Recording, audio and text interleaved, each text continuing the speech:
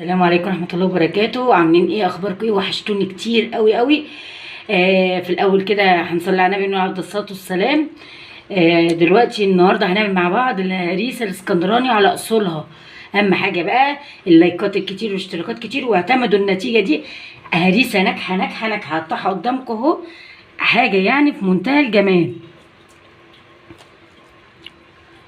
بصوا بسم الله ما شاء الله، حاجة كده جميلة هوريها لكم دلوقتي. بصوا عايزه اقول لكم حاجه، بصوا عامله ازاي، مرمله وحاجه كده طعم اقسم بالله تحفه. بصوا بصوا تحفه تحفه تحفه جميله. بصوا عامله ازاي مرمله اهي، في منتهى الجمال. جميله قد ايه، حلوه يعني طريه. واعتمدوا النتيجه دي، واعتمدوا الطريقه دي، وادوها لاصحابكم، شيروها لاصحابكم كتير. اقسم بالله احلى نتيجه هريسه طلعت في حياتي، هريسه اسكندراني اصلي يعني. بصوا عامله ازاي، جميله جميله جميله جميله. بصوا اهي. يلا نبدا بقى الفيديو بتاعنا، بسم الله ونصلي على رسول الله ونشوف مع بعض.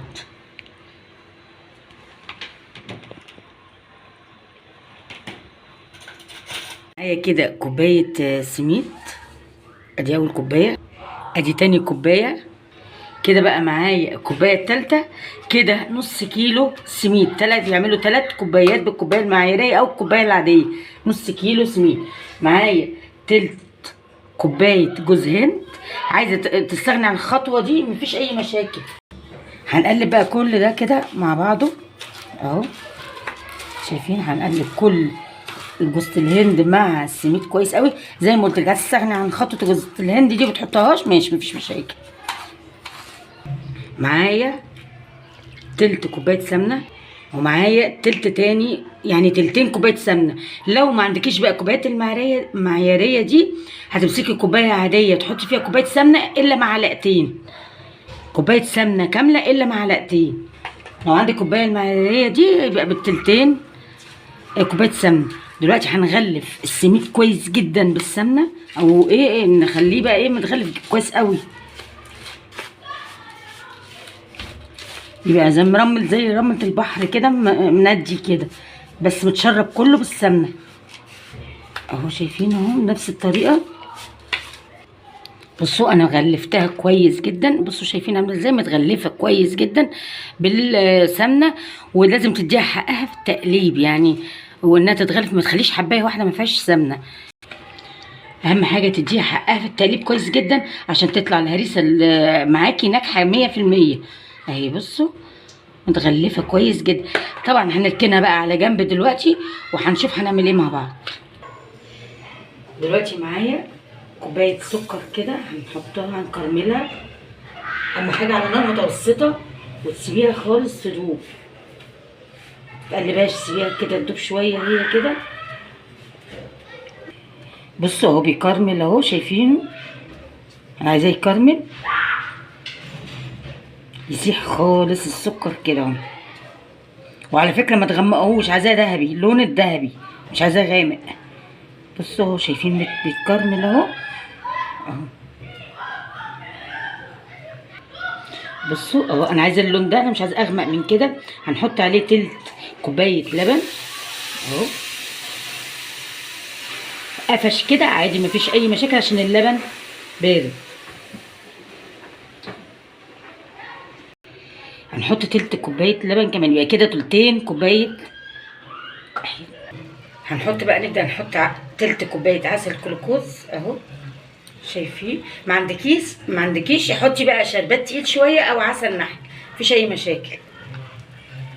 يعني عايزه تحطي اللبن بارد حطيه، هيكتل معاكي ما تقلقيش وهيفك بعد كده.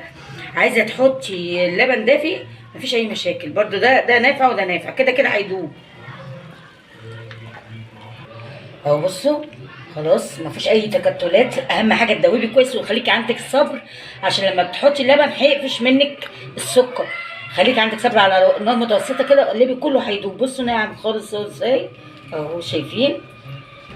لازم تقلبي كده كويس قوي. هناخد بقى الخليط ده وشوف هنعمل بيه ايه اهو. شايفين؟ هنبدا بقى نكب الخليط كده اهو، هنقلب كويس كله في بعضه كده.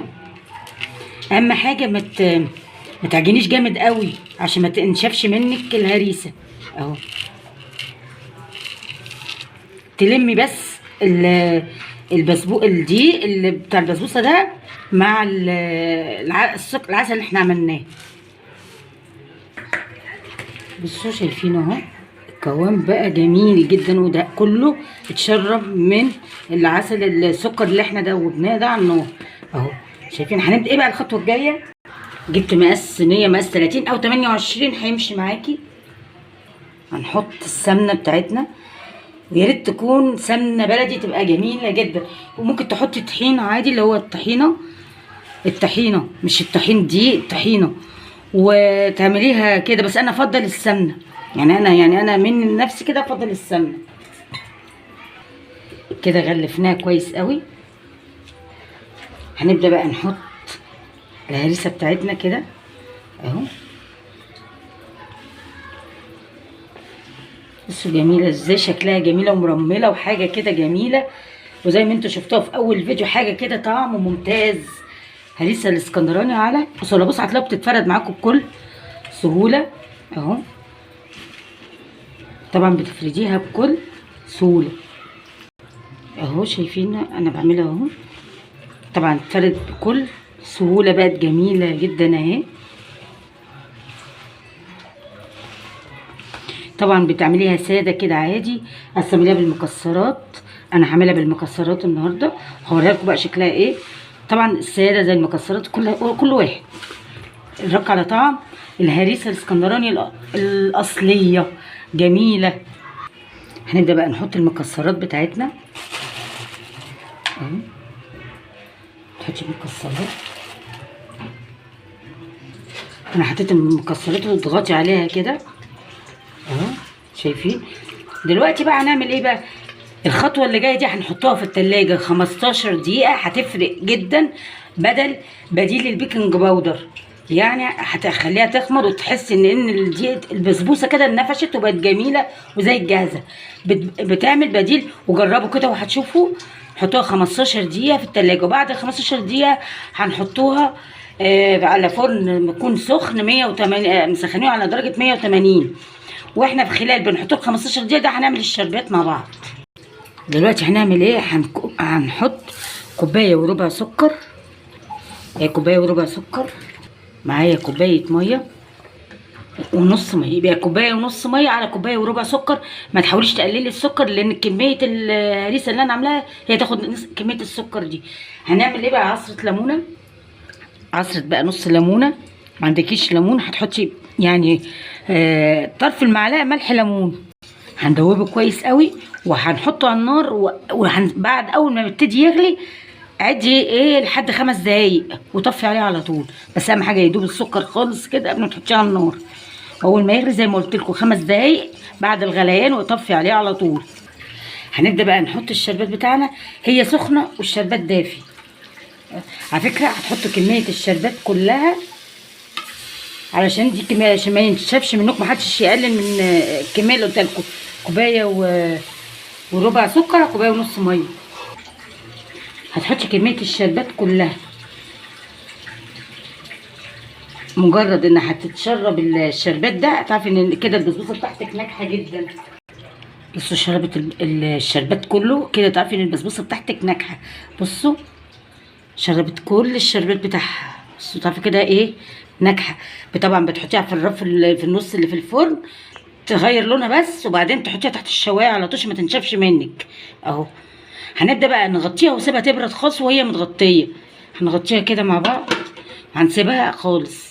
بقى طلعت ناجحه وجميله جميله جميله، حاجه في كده في منتهى الجمال.